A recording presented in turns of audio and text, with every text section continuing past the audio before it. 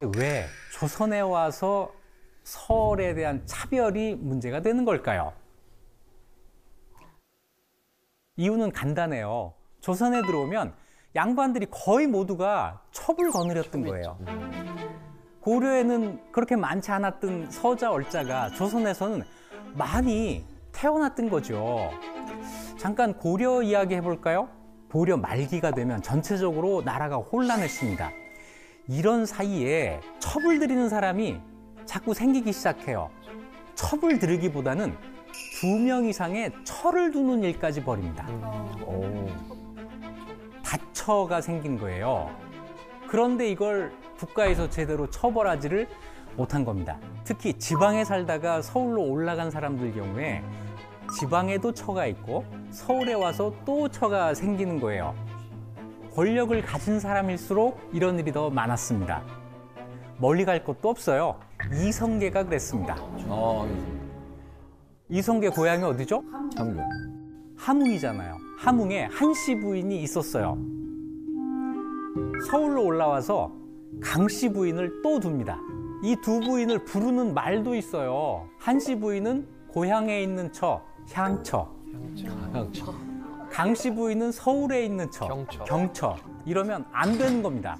그런데 아주 보란 듯이 향처, 경처 이렇게 불러가면서 두 부인을 두는 이런 일이 있었던 거예요. 이성계만이 아니고 그런 사람들이 여러 있었던 겁니다. 그런데 조선을 건국한 사람들은 이게 사회적인 혼란을 가져올 거라는 생각을 해서 이걸 어떻게든 정리를 해야 되겠다 생각을 합니다. 또 이런 거에 발벗고 나서는 왕이 태종이에요. 정말 자기가 옳다고 생각하는 일은 밀어붙인 왕이거든요. 이거 옳지 않아. 일부 일처를 명확하게 법으로 정해야 돼. 해가지고 여러 처를 못 두게 법을 정합니다. 그래서 이런 사람도 생겨요. 처가 여럿이었는데 한 사람 빼고 나머지와는 강제로 이혼당한 사람도 생깁니다. 여러 처를 두었다고 탄핵을 받는 관리도 생겨요. 그래서 고려 말의 혼란기에 잠깐 등장했던 다처는 이제 쏙 들어가고 일부 일처는 명확하게 정착이 되는데 꼼수가 있었어요. 처를 여럿 두면서 처라고 하지 않고 한 사람 빼고 나머지는 첩이라고 하는 호칭을. 그래서 남자들의 꼼수예요. 역시. 이래서 다처는 근절시켰지만 첩을 없애지 않았다.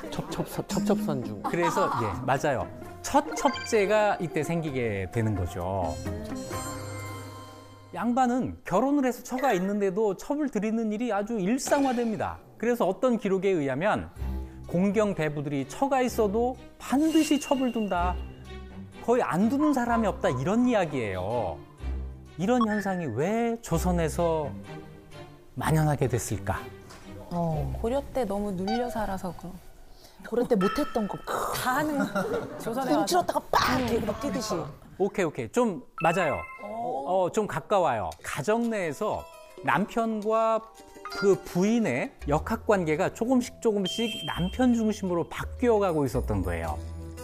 이러면서 이 남자들이 그러면서 이제 조금씩 아들을 낳아서 대를 이어야 된다는 생각을 부실로 돼가면서 명분이었구나. 네, 첩이라도 둬서 아들을 낳아야지 이런 주장을 하면서 첩을 들이고 있었던 거예요. 핑계. 그리고 또 이런 것도 있어요. 양반 남성이 첩을 들이는 것은 그렇게 어려운 일이 아니었습니다. 신분이 자기보다 못한 사람들, 일반 양인 여성 또는 노비들, 서녀, 얼려 이런 사람들을 첩으로 들인 거예요. 이게 문제가 되는 거죠. 본처는 당연히 양반이었겠죠. 그렇죠. 첩으로 들어온 사람은 양반보다 낮은 신분이었겠죠. 자, 이러다 보니 처와 첩의 관계가 어떻게 될까요? 상하 관계. 네, 자 이러면서 처와 첩 간의 차별이 생기고 이것이 더 연장이 되는 거죠. 처와 첩의 차별은 이런 거예요. 마찬가지로 적자와 서자가 나란히 앉을 수 없다. 처와 첩도 나란히 못 앉아요. 첩이 한 걸음 뒤로 이렇게 앉게 되는 거죠. 서로. 처와 첩의 사이가 대부분 안 좋아요.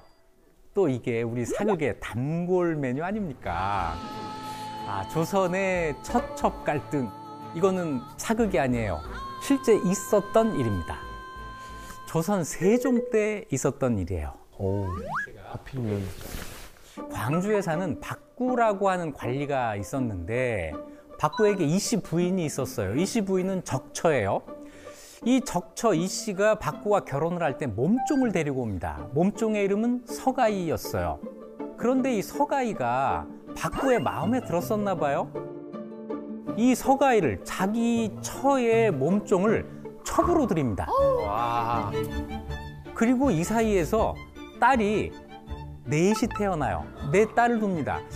딸이 넷이 있었다는 거는 관계가 오래 지속됐다, 뭐 사이가 나쁘지 않았다, 이렇게 이제 알 수가 있는 건데, 박구가 세상을 떠나기 전에 임종 직전에 이 씨에게 부탁을 합니다. 저 서가이를 양인으로 만들어 달라. 나랑 뭐 같이 살았으니 양인으로 만들어 달라. 그러니까 이 씨가 그 말을 또 들어줘요. 노비에서 해방시켜 준다는 문서를 서가이에게 준 거예요. 여기까지는 조선시대에 아마 많이 있는 일이었을 거예요. 그런데 이 사건이 특별한 것은 이 다음이 달라졌기 때문에 그렇습니다. 박구가 죽었어요. 그랬더니 이 씨가 서가이를 다시 종으로 만들기 위해서 그 자기가 준 문서, 해방 문서를 빼앗기 위해서 서가이를 찾아가요. 서가이는 당연히 저항했겠죠. 저항하는 서가이를 이 씨 부인과 자기 친딸 셋과 함께 때려서 죽이고 맙니다.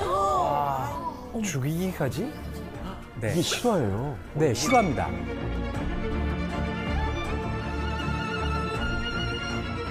남편의 유언에 따라서 해방시켜줬다가 남편이 죽은 다음에 다시 종으로 만들려고 했던 이 씨의 심리를 한번 분석해 주시죠.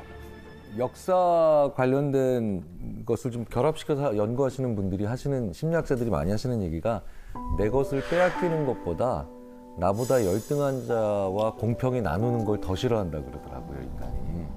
그래서 아마도 나보다 한참 아래 것인데 내 것을 나눠준다는 게 원래 가지고 있는 걸 빼앗기는 것보다 더 극렬한 분노를 만들지 않았을까라는 생각이 들어요. 그렇죠. 그런 심리가 바닥에 깔려 있을 거예요. 그런데 그 심리를 더 부추기는 또 하나의 계산이 있었을 것 같아요. 얼자, 얼려들도 재산을 상속받을 수 있었습니다. 재산 문제군요. 경국대전에 의하면 얼자녀는 적자녀의 10분의 1을 상속받을 수 있었어요. 그래도 많이는 아니어도 받네요. 네, 많이는 아니어도 그 딸이 무려 4명이잖아요. 그러니까 그렇게 적다고도 볼 수 없죠. 더하기 이 서가이를 노비로 다시 돌려놓으면 서가이와 그 4딸이 다시 노비가 되는 거예요. 그 자체로 내 자산이 늘어납니다. 일석이조라고 하는 계산이 나오는 거죠. 아마 이것 때문에 살인에까지 나아간 게 아닌가 생각을 할 수가 있는데요. 그런데 이 사건이 국왕의 귀에까지 들어갑니다. 그 당시 국왕이 세종대왕이었어요. 세종은 어떤 판결을? 국왕이 대신들과 이 문제를 논의해요. 남편의 첩을 죽였다. 그 딸들에 대해서는 아버지의 첩을 죽였다. 이것 때문에 이것은 가중처벌되는 쪽으로 결정이 나게 됩니다. 더군다나 그 4딸을 다시 노비로 삼으려고 했다고 하는 이것까지 더해져서 이건 아주 중벌로 처벌을 하게 돼요.